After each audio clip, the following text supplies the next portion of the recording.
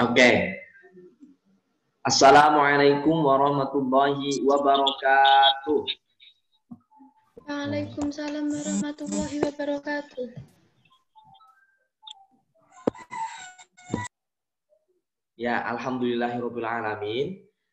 Selamat pagi anak-anak semuanya. Kali ini Pak Fikri akan membuat video pembelajaran terkait materi pada materi IPA kali ini berkaitan dengan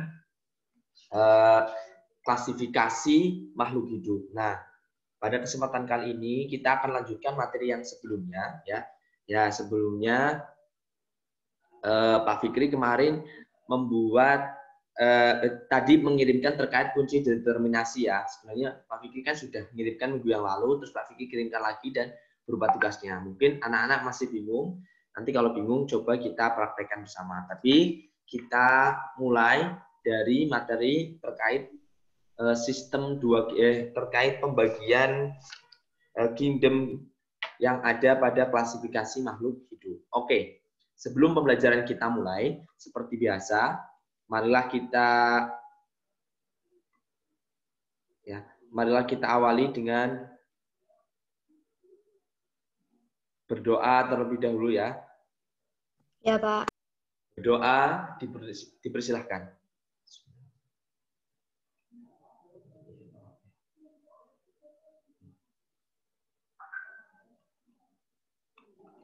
Ya, cukup. Oke, anak-anak, silakan anak-anak buka ya. Pada halaman 63 ya. Ya, silakan anak-anak buka pada halaman 63. Nah, di halaman 63 kita akan membahas mengenai kingdom ya. Terkait macam-macam kerajaan. Kingdom artinya kan kerajaannya. Kerajaan-kerajaan makhluk hidup yang ada di ini siapa ini? Sebentar. Ya, Pak. Udah aku mute ya. Kerajaan-kerajaan yang ada di dunia ini ya. Oke. Pertama bahwa dalam pembagian kerajaan ya, jadi kan makhluk hidup ya. Tahunnya kan kita tahunnya ada 3 ya. Tahunnya makhluk hidup apa? Manusia, hewan, tumbuhan. Namun ya makhluk hidup itu ya dikelompokkan menjadi berbagai macam kelompok atau kerajaan. Nah, yang pertama Aristoteles, seorang ilmuwan dari Yunani, membagi jenis makhluk atau bukan jenis ya, kerajaan makhluk hidup yang ada di dunia ini atau kingdom menjadi 2 kingdom ya. Maka disebut dengan sistem 2 kingdom, yaitu ya Plantae dan animal. Oke, bosku. Ini siapa ini? Oke, bosku. Mas Hanan. Oke, bosku. Oke.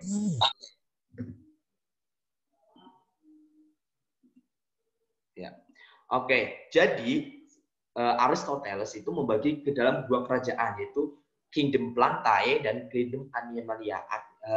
Aristoteles itu membagi ke dalam 2 kerajaan, yaitu kerajaan tumbuhan dan kerajaan hewan.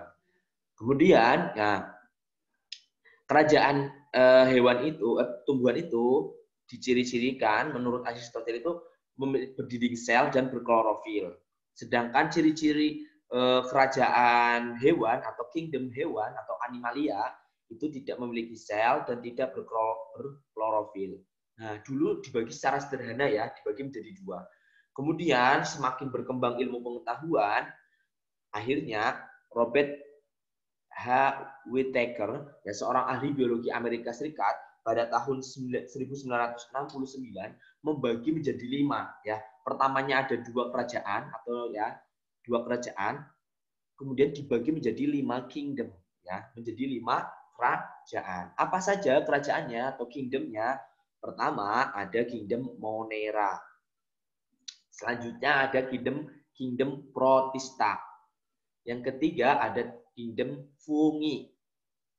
Yang keempat ada Plantae dan yang kelima ada Animalia. Jadi ada 5 ya. Pertamanya kan hanya Plantae dan Animalia. Namun seiring berjalannya waktu ya, ilmu pengetahuan bertambah, Robert H. Whittaker itu membagi lagi menjadi 5 sehingga lebih rinci lagi ya. Oke. Next ya. Ya, tadi kan ada 5 kingdom ya. Yang pertama itu Monera. Selanjutnya ada Protista, ada Fungi, Plantae, dan Animania. Nah, pada kesempatan kali ini Pak Fikri akan menjelaskan 3 dulu ya, 3 kerajaan yang ada 3 kerajaan dari 5 kerajaan yang ada di dunia ini saat ini, ya. Oke, next. Pertama ada Kingdom Monera. Nah, Kingdom Monera itu adalah kingdom yang pertama. Kingdom ini ciri-cirinya itu tidak memiliki membran inti ya. Jadi tidak memiliki inti sel ya. Nah, tidak memiliki inti sel atau membran inti ya. Sehingga disebut prokariotik ya. Jadi apa itu makhluk hidup yang prokariotik? Makhluk hidup prokariotik adalah makhluk hidup yang tidak memiliki membran sel.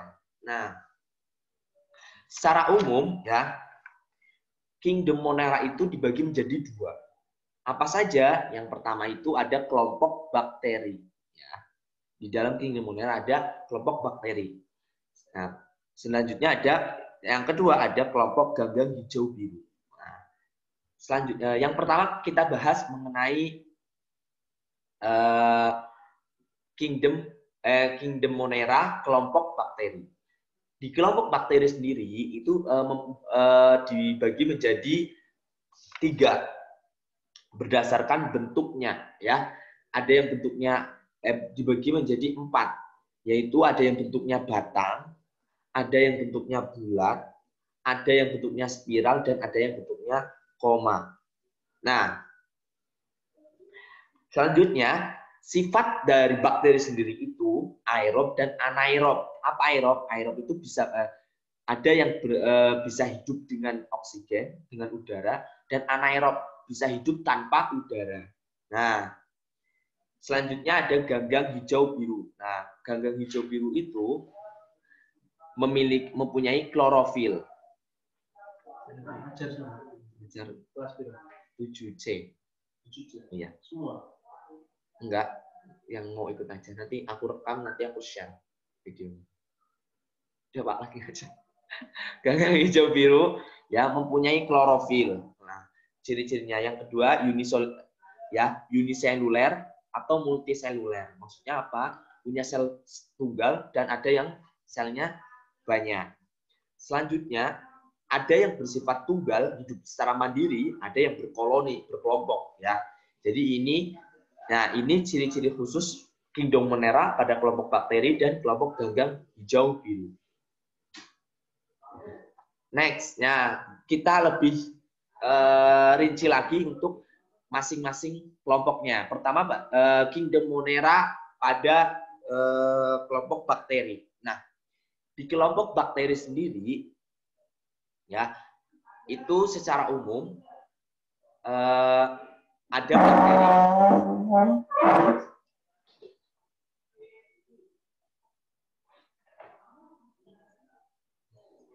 Maaf ya. Nah, ada bakteri yang memang menguntungkan bagi manusia, ada yang bakteri tidak menguntungkan atau merugikan. Jadi anak-anak semuanya bahwa bakteri itu tidak semuanya merugikan ya. Tidak semuanya merugikan, namun ada bakteri yang menguntungkan. Apa saja yang menguntungkan? Yang pertama ada namanya bakteri Clostridium pasteurianum dan Azotobacter crococum. Nah, bakteri ini itu punya manfaat ya, punya keunggulan, punya keuntungan, itu bisa mengikat nitrogen dan sehingga dapat menyuburkan tanah. Nah, jadi biasanya bakteri ini berada di akar-akar tanaman dan menyerap nitrogen. Nah, nitrogen itu fungsinya untuk bisa menyuburkan tanah. Ya, seperti itu sehingga ya bisa membuat tumbuhan itu semakin tumbuh seperti itu. Oke, selanjutnya ada ada namanya bakteri Rhizobium radicicola. Terdapat pada bintil kacang, akar kacang dapat menyuburkan tanah. Nah, ini khusus Rhizobium ini bakteri yang ada pada bintil kacang ya, kacang yang ada di tanah. Nah, fungsinya sama, yaitu untuk menyuburkan tanah. Ya, selanjutnya ada bakteri namanya Lactobacillus bulgari. Nah, itu bakteri yang digunakan untuk pembuatan yogurt. Ya, jadi yogurt sendiri dalam pembuatannya itu menggunakan bantuan bakteri ya.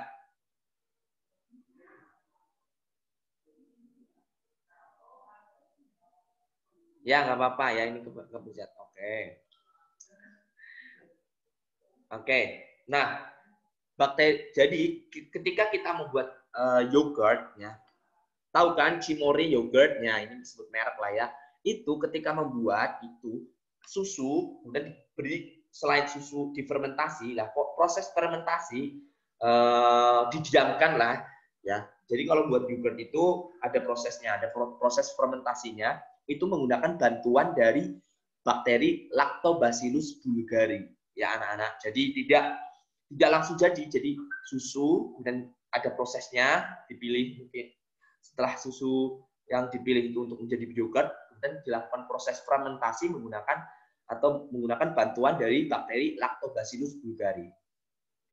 Selanjutnya ada di manusia ada apa aja? Ada bakteri juga namanya Escherichia coli. Nah, bakteri ini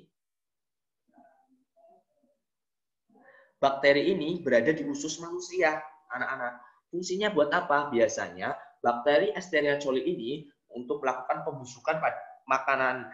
Nah, ya, sehingga keluarlah hasil sisa atau ekskresi. Jadi yang membuat busuk makanan, kemudian akhirnya keluarlah kotoran, katakanlah ya, kotoran manusia. Nah, itu adalah bantuan dari bakteri Escherichia coli atau Escherichia coli. Kemudian ada lagi mungkin kalau di buku anak-anak bisa lihat ada namanya Lactobacillus casei atau casei. Itu biasanya digunakan untuk membantu dalam membuat keju. Jadi proses keju juga sama seperti yogurt, dan prosesnya dari susu, kemudian susunya kemudian diproses, kemudian setelah diproses dilakukan pengendapan. Nah, proses pengendapannya dibantu oleh bakteri Lactobacillus casei ya. Selanjutnya ada bakteri-bakteri yang merugikan manusia. Jadi tadi bakteri yang menguntungkan. Sebenarnya ada banyak, mungkin nanti bisa di-search lagi untuk bakteri-bakterinya. Selanjutnya ada bakteri yang merugikan manusia. Apa saja? Yang pertama adalah Salmonella typhosa. Salmonella typhosa itu penyebab penyakit tipus. Ya, gampang banget kan? Typhosa menyebabkan tipus. Ya. Nah, jadi kalau biasanya anak-anak nih sering kan dengar temanmu kenapa di rumah sakit kena penyakit tipes, nah, atau bahasa Indonesia itu tipus ya. Itu karena disebabkan oleh bakteri namanya Salmonella typhosa. Selanjutnya ada bakteri apa lagi nih? Bakteri yang biasanya menyerang paru-paru, yaitu apa? Mycobacterium tuberculosis. Itu menyebabkan penyakit TBC. Jadi tuberkulosis itu menyebabkan penyakit TBC. Jadi cara mengingatnya seperti itu ya, anak-anak. Nah. Selanjutnya ada Clostridium tetani. Itu menyebabkan tetanus. Berarti tetanus. Nah, biasanya kalau tetanus itu awalnya karena tidak steril ya. Contohnya ketika kita ketusuk benda-benda logam, katakanlah, atau benda-benda kaca, katakanlah beling, kemudian ada logam dan sebagainya, ketika kita tidak mencuci dengan bersih, maka bisa menyebabkan sebagai penyebab penyakit namanya tetanus yang disebabkan oleh bakteri Clostridium tetani. Selanjutnya ada Shigella dysenteriae. Nah, itu menyebabkan penyakit disentri. Apa sih penyakit disentri? Ya mirip-mirip seperti penyakit pencernaan ya, disentri itu. Oke, sampai sini paham ya untuk kingdom Monera pada kelompok bakteri. Sampai sini anak-anak ada yang ingin ditanyakan?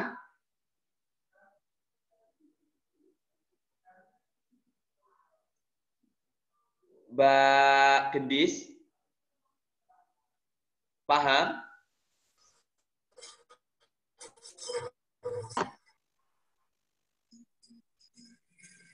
Mbak Adira? Halo Mbak Adira. Halo, Pak. Gimana? Sampai sini bingung? Ada yang mestinya kurang Paham. jelas? Insya Allah sudah paham. Oke, jadi sekalian ditulis ya anak-anak ya. Oke, baik.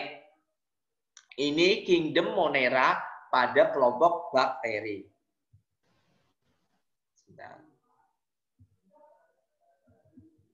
Oke, secara bentuknya sendiri ya itu ya dibagi menjadi 3 bentuk.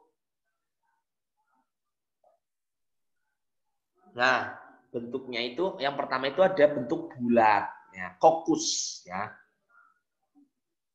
Kemudian bakteri juga ada yang bentuknya bacillus. Kemudian ada bakteri yang bentuknya spiral. Nah, jadi bentuk bakteri sendiri itu punya 3 bentuk. Pertama bentuknya bulat, yang kedua bentuknya batang, yang ketiga spiral kayak cacing. Kalau anak-anak pernah lihat iklan Yakult, pernah kan ya? Nah, Yakult sendiri mengandung bakteri baik ya, sehingga yang fungsinya untuk membantu dalam pencernaan. Nah, kalau anak-anak pernah lihat iklannya, maka akan di zoom dalam mikroskop bentuknya seperti ini, tapi dalam jumlah ribuan ya. Jadi kayak gini. Ya. Nah, bentuknya akan seperti ini. Dalam jumlah banyak. Nah. Jadi bentuk bakteri ada 3 ya anak-anak. Ada yang bentuknya bulat, ada yang bentuknya batang, ada yang bentuknya spiral. Sedangkan dalam bentuk bulat sendiri ada yang single itu artinya yang satu seperti ini, ada yang pasangan. Kemudian sama, ini juga di dalam yang batang juga ada yang single sendiri seperti ini, ada yang berpasangan artinya gandeng. Ada yang bentuknya koloni, ya, ini bentuknya berkelompok lebih dari 2. Ya. Nah, ini gabungan. Nah, ada yang bentuknya berkoloni kalau yang bulat, ada yang berflagel atau berekor ya, punya flagella, serabut atau rambut. Nah. Oke. Selanjutnya, selanjutnya di kingdom Monera, ya pertama masih di Monera ya, masih di kingdom yang pertama Monera, ada namanya Cyanophyta. Apa itu Cyanophyta? Nah, Cyanophyta itu ganggang alga atau ganggang. Nah, pada Cyanophyta ini sendiri ya, atau cyanobacteria gitu ya, karena ini masih bakteri ya, tapi ini dalam bentuk tubuh yang tadi itu bersifat seperti ini, yang bersifat mirip tumbuhan. Kalau bakteri tadi seperti hewan. Nah, kalau yang Monera ini ya punya ciri-ciri itu ada yang uniseluler atau bersel satu, ada yang multiseluler, selnya banyak, kemudian ada yang hidupnya bergelombol, berkoloni, ada yang hidupnya mandiri atau tunggang. Selanjutnya, alga ganggang hijau biru itu yang memiliki warna pigmen warna biru dan hijau. Selanjutnya, karena ini tumbuhan ya, itu maka memiliki klorofil. Oke, next. Nah, Jadi untuk ganggang hijau biru sendiri atau cyanobacteria atau cyanophyta itu ada beberapa jenisnya. Yang pertama adalah Anabaena cicadae. Itu hidupnya bersimbiosis, ya, jadi nempel pada pakis haji, ya. Tidak, tapi ini tidak bersifat parasit, ya. Selanjutnya Anabaena azolla, hidup bersimbiosis di akar paku air Azolla pinnata sehingga dapat menyuburkan perairan. Ini berhidupnya nempel pada paku air, tumbuhan paku air, kemudian bersimbiosis mutualisme, ya. Cyanophyta itu bisa hidup nempel, tapi cyanophyta itu juga memberikan keuntungan, yaitu menyuburkan perairan. Selanjutnya ada Spirulina maxima. Nah, tahu kan ya spirulina, biasanya ini sering tren ya sebagai masker, ya. Itu juga bagian dari ganggang hijau biru. Nah, ganggang hijau khususnya dimanfaatkan sebagai sumber makanan berprotein tinggi yang disebut dengan protein sel tunggal. Jadi spirulina itu bisa dimanfaatkan sebagai makanan, juga sekarang ini sedang dimanfaatkan sebagai bahan kosmetik. Ada Oscillatoria, merupakan ganggang biru yang berbentuk filamen. Selanjutnya ada Gloeocapsa. Nah, artinya ganggang biru bersel tunggal yang memfiksasi nitrogen di udara bebas. Maksudnya apa? Gloeocapsa, ya. Gloeocapsa itu melakukan memfiksasi nitrogen udara di bebas di udara, itu artinya mengikat nitrogen. Ini fungsinya dari memiliki keunggulan, ya, untuk Monera pada cyanobacteria pada Gloeocapsa.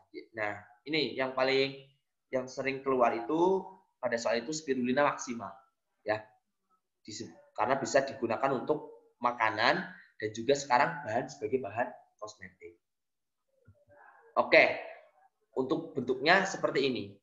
Ada yang bentuknya bulat, ada yang bentuknya seperti ini, ada yang bentuknya seperti bata, nah, ada yang serabut seperti ini.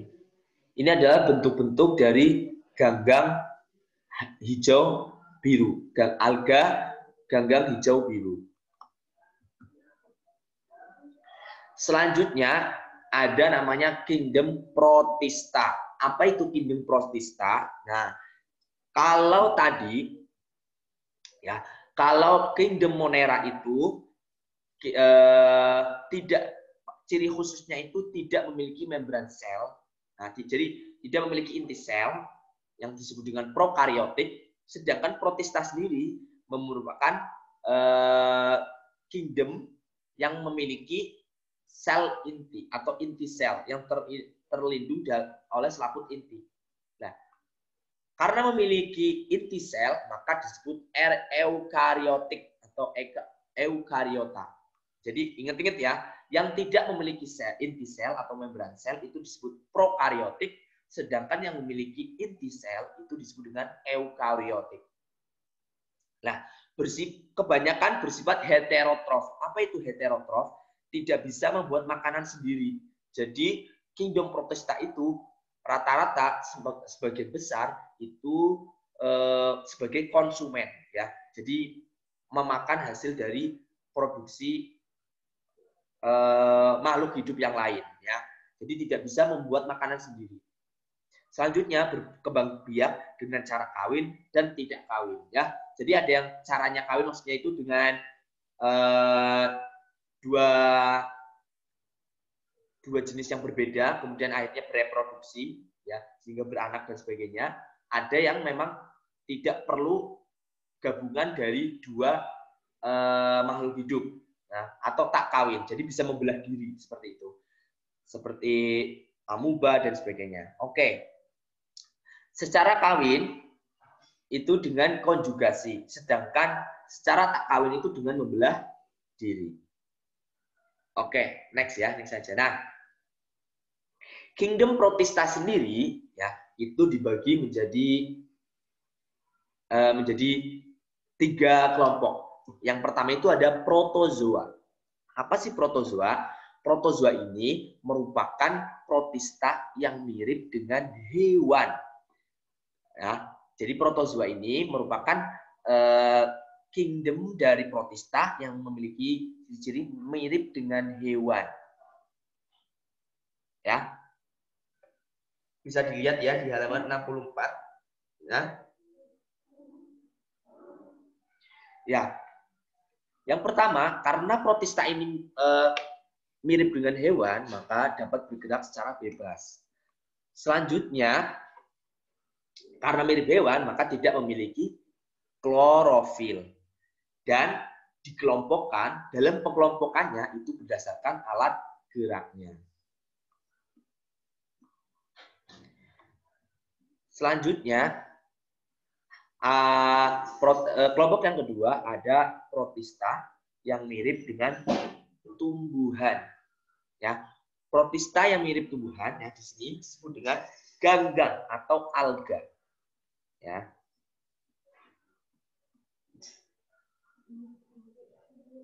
Nah, karena mirip tumbuhan ya, seperti biasa kan kita tahu kan kalau tumbuhan itu memang geraknya secara pasif ya.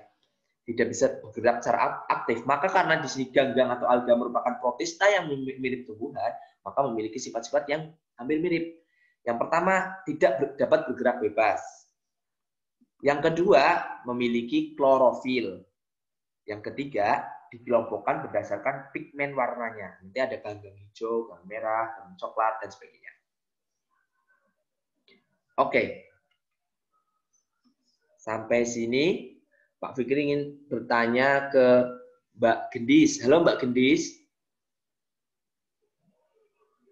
Halo, Pak. Ya, sampai sini. Ada yang kurang jelas? Enggak, Pak. Oke, enggak ada. Oke, kalau coba Pak Fikri tanya. Pak Fikri mau tanya ke Mbak Gendis. Tadi mengulang tadi. Bakteri itu ya ada yang menguntungkan dan ada yang merugikan. Coba sebutkan satu bakteri yang menguntungkan, Mbak Gendis. Bakteri E. coli. Iya benar. Escherichia coli benar. Apa fungsinya? Untuk membantu membusukkan sisa-sisa makanan di usus manusia. Sip. Oke, benar. Mbak Adira. Iya, Pak. Kalau bakteri yang tidak menguntungkan pada manusia, contohnya apa?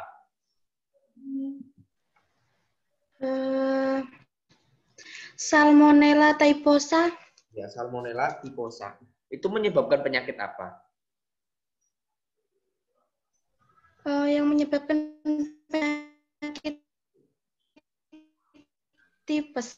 Iya, tipes. Salmonella typhosa menyebabkan tipes. Sip. Sekarang saya Pak Fikri tanya ke Mas Zada. Mas Zada, halo Mas Zada. Mas Zada. Tifus, Pak. Ya, tipus atau tipes yang apa biasanya. Mas Zada. Mana nih? Mas Zada. Mas Edit. Halo. Ya sudah, Pak Fikri lanjutkan saja. Oke, ini kingdom protista ya secara umum. Sebenarnya ada satu lagi, ya itu kingdom dari protista yang mirip dengan jamur. Oke, next ya. Nah, pertama yang akan kita bahas adalah protista yang mirip dengan hewan, atau di sini masuk dalam kelompok protozoa. Ya, itu ada dibagi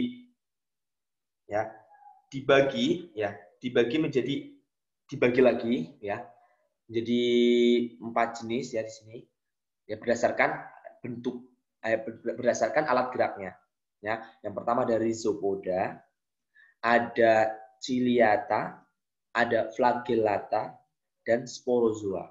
Ya, jadi pertama protista. Protista itu ada dibagi menjadi 3 kelompok. Yang pertama ada protista yang mirip hewan itu protozoa, protista yang mirip tumbuhan itu namanya alga atau ganggang, dan yang ketiga itu ada protista yang mirip jamur. Nah, yang pertama yang kita bahas itu adalah protista yang mirip dengan hewan, ya, atau protozoa.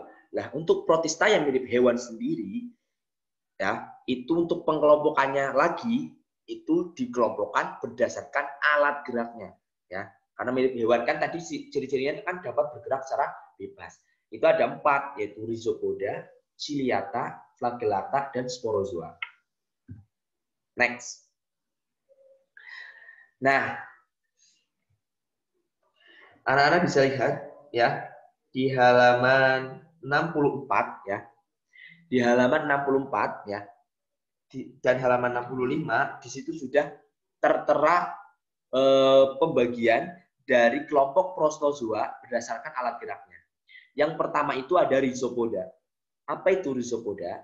Rhizopoda itu merupakan protista yang bergerak, protista jenis protozoa yang bergerak dengan menjulurkan sebagian protoplasma, atau di sini kita bisa katakan dengan kaki semu atau pseudopodia. Nah, namanya susah sekali ya. Nah, kaki semu atau pseudopodia. Lah, contohnya apa? Di sini adalah amuba, bakteri amuba. Ya, gambarnya bisa dilihat ya pada halaman 65 seperti yang gambar A. Selanjutnya ada namanya flagellata.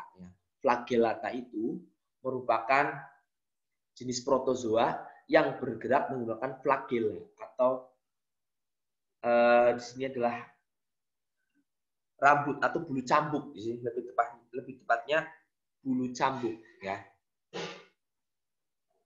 Ini protozoa ini menyebabkan penyakit tidur di daerah Afrika. Contohnya adalah Trypanosoma gambiense ya. Gambarnya bisa dilihat pada halaman 65 yang B. Selanjutnya ada yang ketiga jenis protozoa yang bergerak dengan menggunakan bulu getah. Jadi sepanjang tubuh dari protozoa sendiri memiliki bulu getah. Nah, seperti ini. Nah, seperti ini dan bergetar gitu. Nah, contohnya di sini adalah Paramecium caudatum, nah, atau Paramecium sp juga bisa. Selanjutnya ada yang ketiga itu jenis protozoa yang tidak memiliki alat gerak, ya, tidak memiliki alat gerak dan berkembang biak dengan membentuk spora. Jadi yang pertama itu Rhizopoda itu bergerak dengan menggunakan menjulurkan sebagian protoplasmanya atau kaki semuanya. Yang kedua itu Flagellata itu dengan bergerak dengan rambut ya, atau flagellanya. Yang ketiga itu ada Ciliata, itu kelompok dari protozoa yang bergerak dengan bulu getarnya. Jadi sepanjang tubuh dari protozoanya itu memiliki bulu getar yang kecil-kecil dan bergeraknya seperti menggunakan bulu getar itu. Dan yang keempat itu ada sporozoa, yaitu sporozoa itu jenis protista yang tidak memiliki alat gerak sama sekali. Nah, bergeraknya berpindah mengikuti aliran darah. Contohnya di sini adalah Plasmodium sp. Nah, Plasmodium sp sendiri merupakan jenis protozoa ya, yang menyebabkan penyakit malaria. Nah, jadi ada Paramecium, kemudian ya ulang lagi di Rhizopoda itu contohnya ada amoeba, di Flagellata ada Trypanosoma gambiense. Kemudian yang ketiga itu di kelompok Ciliata itu ada Paramecium sp, dan di kelompok protozoa, sporozoa itu ada Plasmodium sp. Nah, ini gambarnya ya. Jadi seperti ini amoeba itu ya. ini menjulurkan ininya, kaki-kaki ininya, ya, kaki-kaki semuanya untuk bergerak, ya. Layaknya seperti kalau kita lihat mungkin seperti keong seperti itulah ya. Ini nah, ada kaki seperti ini bergerak seperti itu. Selanjutnya di paramecium ini di samping-samping seperti ini ada bulu kecil-kecil. Nah, bulu-bulu kecil ini kemudian bergetar. Nah, bergetar ya seperti kaki 1000 seperti itu dan yang menggerakkan dari si paramecium sendiri. Sedangkan euglena itu memiliki ya seperti ekor ya, seperti cambuk memang seperti ekor. Yang ekornya itu bergetar dan akhirnya bisa menggerakkan dari si protozoa ini sendiri. Nah, ini kingdom Protista ya. Yang pertama ini ada Rhizopoda ya, bergerak dengan kakinya, ada Ciliata. Ini Ciliata. Ya bergerak ini. Kemudian Flagellata itu sebenarnya ada bentuknya seperti ini. Sporozoa seperti ini, tidak ada alat geraknya sama sekali. Nah, ini contohnya amoeba, dan ini contohnya paramecium, dan ini contohnya adalah euglena. Nah, selanjutnya ada kingdom Protista. Kingdom Protista sendiri ya, itu atau alga atau ganggang itu merupakan kingdom dari Protista yang mirip tumbuhan. Secara umum dibagi menjadi 4, yaitu ada ganggang hijau, ganggang merah, ganggang coklat, dan ganggang pirang. Ya, tapi kingdom Protista yang di Protista ini berbeda dengan yang ada pada Monera ya. Kalau Monera kan ganggang atau alga ganggang hijau biru. Nah, karena di Monera sendiri kan untuk ganggang itu tidak memiliki inti sel, sedangkan ganggang yang ada pada kingdom Protista itu memiliki inti sel. Ya, itu yang membedakan ya. Kan tadi sudah ada ganggang ya di Monera. Nah, di Protista juga ada ganggang lagi. Tapi yang membedakan adalah ganggang pada Protista atau alga itu memiliki inti sel. Nah, selanjutnya di kingdom Protista. Nah, itu yang mirip dengan tumbuhan atau ganggang, itu yang pertama ada ganggang hijau atau chlorella. Itu dibudidayakan untuk dimanfaatkan sebagai bahan makanan dan yang mengandung protein tinggi. Ya, bisa dilihat anak-anak ya pada halaman 65.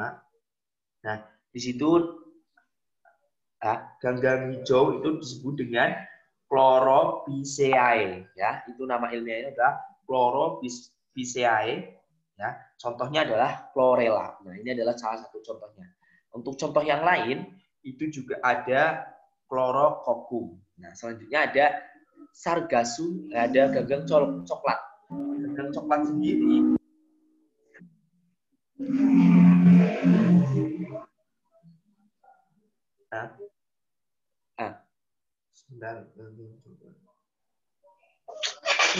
ganggang coklat sendiri nama ilmiahnya adalah Phaeophyceae ya. Contohnya adalah Sargassum siliquosum.